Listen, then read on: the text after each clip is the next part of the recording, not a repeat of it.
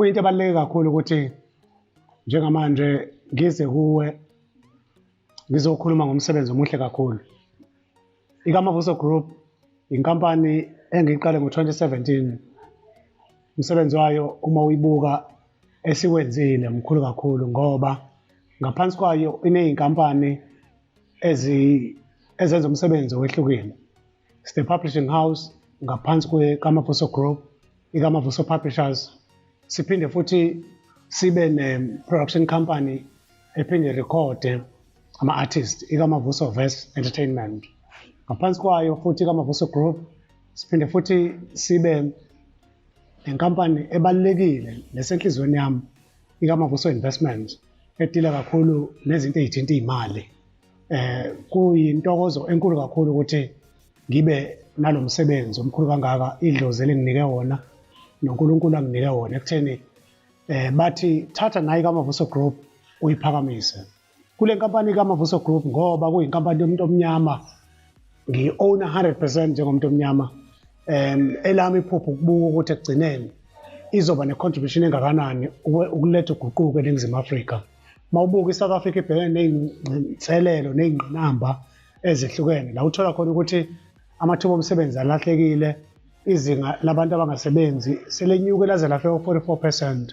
Lento ibiza ukuthi thina njengosomabhizinisi asibe neqhaza silibambayo ukuqinisekisa ukuthi siyawadala amathuba omsebenzi, ukuqinisekisa ukuthi siyayithuthukisa iNingizimu Afrika, senze isiqiniseko sokuthi nalabo abanephupho lokuthi bayibone besebenza, bayibone bethuthukisa imindeni yabo, sibasize ngendlela efanele. Siphinde futhi ngaphansi KaMavuso Group sibe nohlangothi lwezokuthutha oluphinde lihlanganise ne-logistics, la siphinde sibe khona ney'moto ey'hlukene, ezinye zazo zisebenzisana ney'nkampani ey'hlukene ekuleni. Siphinde futhi sisebenzisane ne-Uber inkampani, sisebenzisane no-Bolt ngokomsebenzi esinayo ngaphansi KaMavuso Group. Kuyintokozo enkulu kakhulu ukuthi ngithi le nkampani uma ngiyibuka ukusukela ngo-2017 ukukhula kwayo ibonakala ikhule ngamandla, idlondlobala kakhulu njengoba isibalo sabasebenzi esesibaqashile sisebenzisana nabo sibonakala sikhula nsuku zonke, ngoba siphinde futhi-ke sibe nama-events esiba nawo, ngoba kuphinde futhi kube ne-Bongani Mavuso Foundation ebhekene kakhulu nemisebenzi yokuthuthukisa nokusimamisa labo abantulayo nabangakwazi ukusizakala. Siphinde futhi siqinisekise ukusimamisa nokuthuthukisa iy'ngcithabuchopho zakithi, ngoba ngaphansi kweBongani Mavuso Foundation sinohlelo esiliqhuba ukusukela ngonyaka ophelile, la sithi khona sicelebrate khona ama-African intellectuals sisebenzisa i-heritage yethu. Sibonge kakhulu-ke nakumnyango wezobuciko namasiko ukuthi nakulo nyaka sibambisene ne-Department of Arts and Culture kuzwelonke ekutheni sikwazi ukuthi si-celebrate, si-honorishe amaciko akithi, ikakhulukazi la avelele ngasohlangothini lomsebenzi wawo. Ngaphinde futhi ngikuveze ukuthi enkampanini ngaphansi kweBongani Mavuso Foundation sikwazi ukusebenzisana nababhali abehlukene, sibathuthukisa, sibanika ama-workshop, kuyinto enhle kakhulu. Nokuphinde futhi kwahambisana nokuthi siphinde sishicilele iy'ncwadi. Siney'ncwadi ezingaphezu kwe-13 esiyiphablishile okwamanje ezikhona. Enye yalezo ncwadi ile ncwadi ethi The Undying Spirit of a Dead Man, okuwumsebenzi esiwuphablishe ngo-2018. Ubaluleke kakhulu, uyathandwa kakhulu, uyathengwa kakhulu. Siphinde ngaphandle kwale ncwadi sibe nomsebenzi obaluleke kakhulu esiwenzile osihloko sawo sithi Iy'mbali Zemfolozi, okuyincwadi esiyikhiphe ngo-2016 ngaphansi KaMavuso Publishers. Umsebenzi obaluleke kakhulu lo, othandwa kakhulu emsebenzini yonke esiyenzile KaMavuso Group. Le ncwadi i-best seller, iyona edayisa kakhulu ey'ncwadini esinazo la inkampanini KaMavuso Group, ikakhulukazi inkampani KaMavuso Publishers. Siphinde futhi-ke ngenkulu inhlonipho ngokubuka ukuthi abantu bakithi bayithanda into zethu, bayithanda ibrand KaMavuso Group, seza nalama-mark abaluleke kakhulu aphakamisa kakhulu le nkampani KaMavuso Group. Saphinde futhi seza ngaphansi KaMavuso Group nebrand esinayo esiyethulile i-Imhotep ebaluleke kakhulu. Ku-Imhotep sinama-caps, nalelo kuqala elimnyama lisezingeni elifanele nelibaluleke kakhulu. Siphinde futhi-ke mawubheka ngaphandle kwaleli elimnyama khona uzothi sithanda umbala obomvu ku-Imhotep, sibe nale brand umbala obomvu ngiyazi ukuthi abantu abaningi baphinde bawuthakasele kakhulu lo mbala. Sithe asingagcini lapho saphinde sathi cha bakhona abathanda umbala omhlophe nje uhlale bebukeka. Sinayo-ke la ikhala emhlophe abangayithanda abaningi. Sangagcina-ke futhi khona lapho sayisithi njenge-KaMavuso Group asiphinde futhi senze ama-beanie hats.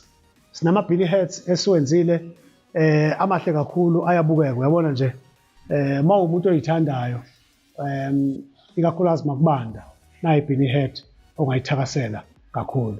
Kodwa ngaphandle kwalokho ngicabanga ukuthi kubalulekile ukuveza ukuthi siyinkampani iKaMavuso Group sinombono ukuthi eminyakeni emibili kusukela manje kumele sibe sinesibalo esithile sabantu abaqashwe nabasebenza ngokugcwele kule nkampani.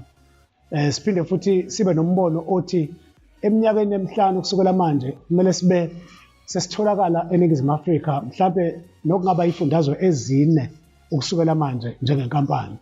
Ekutholakaleni kwethu sifisa ukuthi kube ukuthi nala sisebenzela khona kungabe ukuthi sine office space esirentayo kodwa kube ukuthi sinama properties esiwathengile angaphansi kwenkampani ongama assets alo business iKaMavuso Group. Iphupho lami ngeKaMavuso Group akuyona into encane, into enkulu ithanda ukuba broad kakhulu. Ngiyafisa ukuyibona ngolunye usuku iyinkampani noma ingelinye lamabhizinisi alistwa ku-JSE. Kodwa konke lokho kuyokwenzeka ngokuthi umuntu konke akwenzayo uzokwenza kancane kancane kancane kancane sigcine sesifikile lapho ngoba umbono enginawo mkhulu kakhulu ngale nkampani. Yingakho nje sinama products athi awabe ngaphansi kwale nkampani. Imotep enye ama products angaphansi kwale nkampani.